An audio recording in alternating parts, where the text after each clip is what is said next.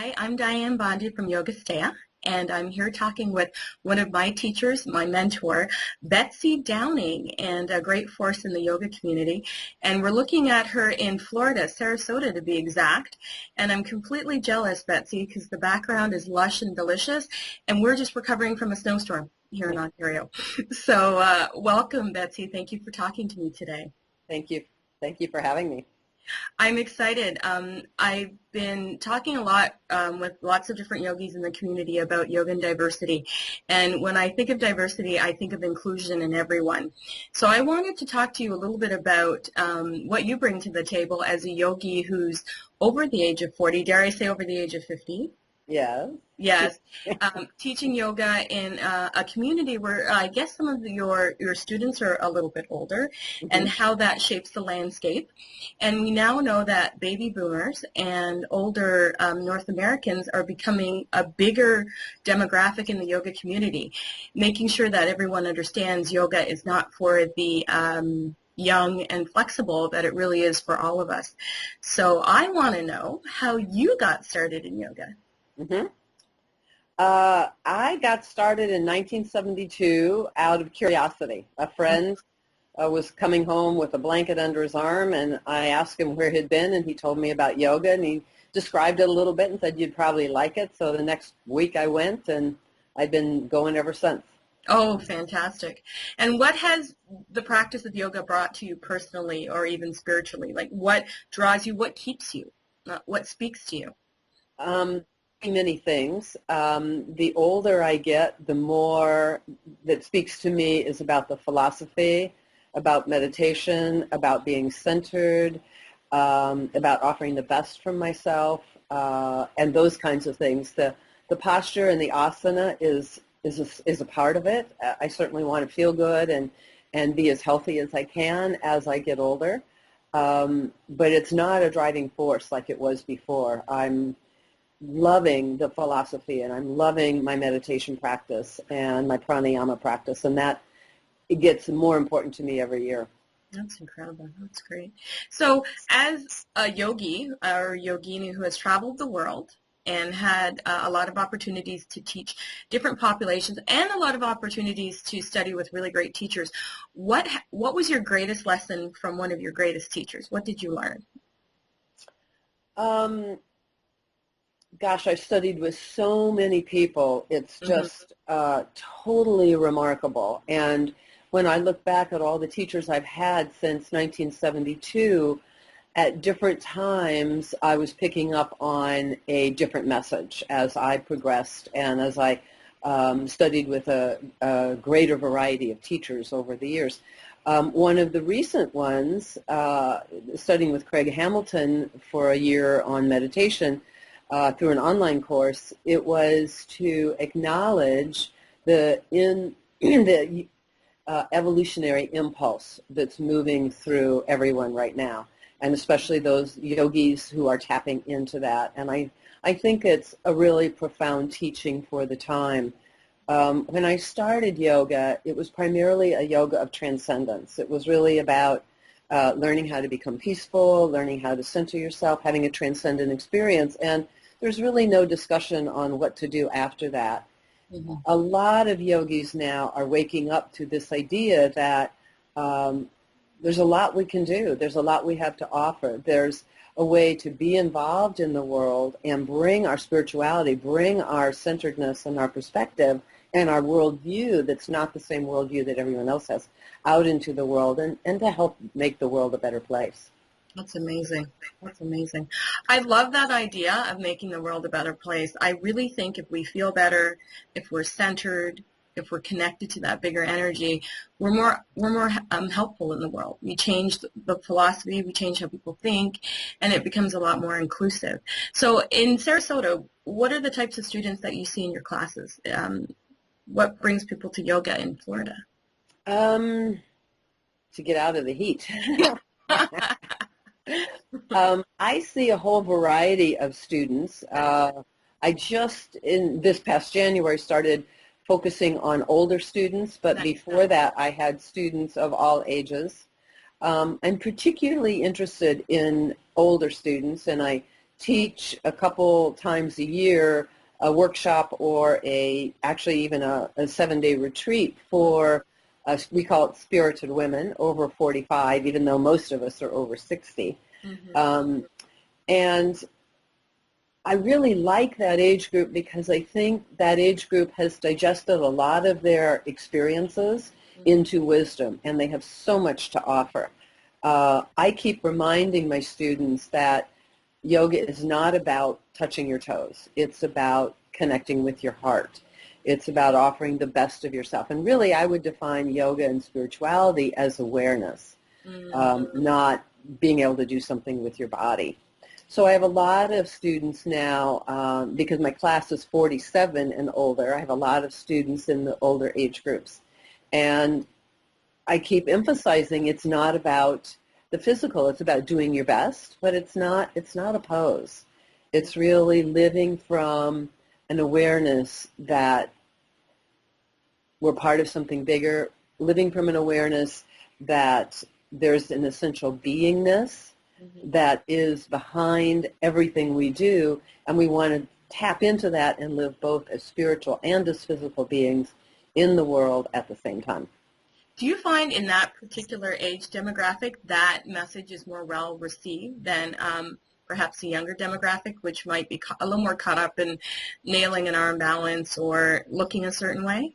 Yes, I do, and that's why I'm drawn to them. I think it's wonderful to be younger and to want to do the arm balances and all that. I think that's fantastic, and I think we go through that stage to get to other stages. So I don't think there's anything wrong with that. It's just that since I'm 66, I like working with people that are in the older age group, and I think it's more appropriate. I don't know that a 22-year-old who wants to nail an arm balance would want to be studying with me. They might. I don't know.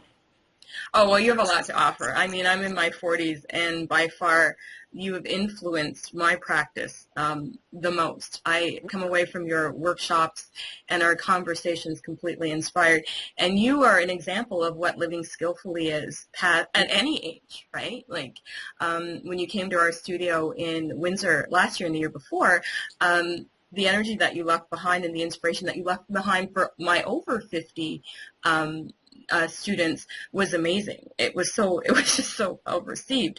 So I know that there's people out there and you're setting an example. So you being out there and being seen as a person over the age of 60 is so important to creating diversity on the mat, because we really don't see that. Right? We really, in popular publications, in mainstream media, we don't ever see a woman over 40 or 50, a man at all, or even a person of color or a transgendered person or anybody. So, I think being seen and talking about this is the only way to create diversity. What are your thoughts on creating diversity on the mat? I think that's awesome, everything you just said. I think one of the things that's happening for yogis who've been around for a while, who are tremendously tapped into their spirit, is that we realize we're all in this together, and we have just tremendous challenges in taking our spirituality out into the world, because if we can do a fabulous arm balance or a beautiful triangle on our mat at home, then what? Yeah, exactly. It's like we got to do something else for the other 23 hours in the day. And I think including everyone, because everyone has their unique perspective. Everyone has something to offer. And to realize that we are one human community for everybody on the planet, and not even human, but nature as well. We're all in this together. We're all one connected energy field. And to tap into that by honoring every different perspective that comes along, every different person that comes along, I think is where we want to go. That's excellent. I love that. Yoga is all about inclusion. Mm-hmm. Absolutely. So what's on the agenda for Betsy Downing? I know you just finished a course at your local studio, Garden at the Heart. Do you want to talk a little bit about what you've been doing? Well, actually, very interestingly, just yesterday I put a new homepage up, and I'm calling the yoga I do now the yoga of involvement. Nice. The yoga of engagement. And I've decided one of the things I really want to do is encourage yogis that have this incredibly different, in general, higher expanded worldview to speak out and speak up and to make a difference and to move beyond this transcendent idea that that's what spirituality is and move into the place where we can make a difference in the world. The world is so filled with injustice, with lack of freedoms, with financial injustice. And if we're all one and we're all one energy field, then that's not right. Yes. And so I'm really hoping to make a difference by encouraging youth to speak up and speak out, because we hold a different worldview. We hold that view. Most everybody who's been in yoga for a while has had transcendent experience, and they know from personal experience, yes, I am part of something bigger and I am connected. And if we take that philosophy out into the world and speak up and make a difference, I think that's just a huge opportunity that yoga people have in general. So that's, as of yesterday, my stated focus, that I'm going to be doing workshops on the yoga of engagement and giving people information to help them go out and stand up and speak up. I love it. That's perfect. That's amazing. So when is your first workshop, and are you going on tour? Are you taking it on the road? Can we see you in my part of the woods, maybe in the summer? I am. I mean, I just put this on yesterday, so I'm contacting some of my previous sponsors to see if this is something they're interested in. But in the meantime, I'll be doing local workshops. In fact, I did one a couple weeks ago on the 8 worldviews of spiral dynamics that looks at human development and cultural development since the beginning, and looks at, as we evolve, how our worldview changes. And one of the real exciting things, I think, is that according to Ken Wilber at the Integral Institute, Integral Life Institute, it does not take 51% of the people to hold a certain kind of perspective for there to be shifts. It only takes about 10%. So when 10% of a community or a group or a country or a world or a culture or a yoga studio or whatever, when 10% of them approximately have a different idea, then what happens is everybody shifts. It gets into the media, it gets into the culture, and then there's this huge shift. Like back in, the days of civil rights and women's rights and gays and lesbians now, it didn't take 51% of the culture. It took about 10%, and then there's this huge move. So I think yogis are on the cutting edge of this, of bringing a new vision that can permeate the culture and make a difference. Fantastic. Thank you so much for talking to me today, Betsy. It's always an honor, and I'm super excited about the projects that you're doing. Totally lines up with my philosophy, so I hope that when the weather gets nicer, that we can plan for you to come to Canada and share this wonderful work. It's so necessary. Thank you. I would love to come. Thank you.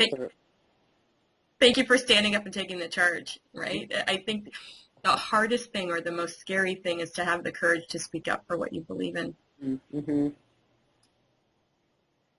Thank you, Betsy. Yeah, it is a challenge. It is a challenge. Thank you for your time today, Betsy. Thank you, Diane. Bye-bye. Namaste. Yay! That was awesome.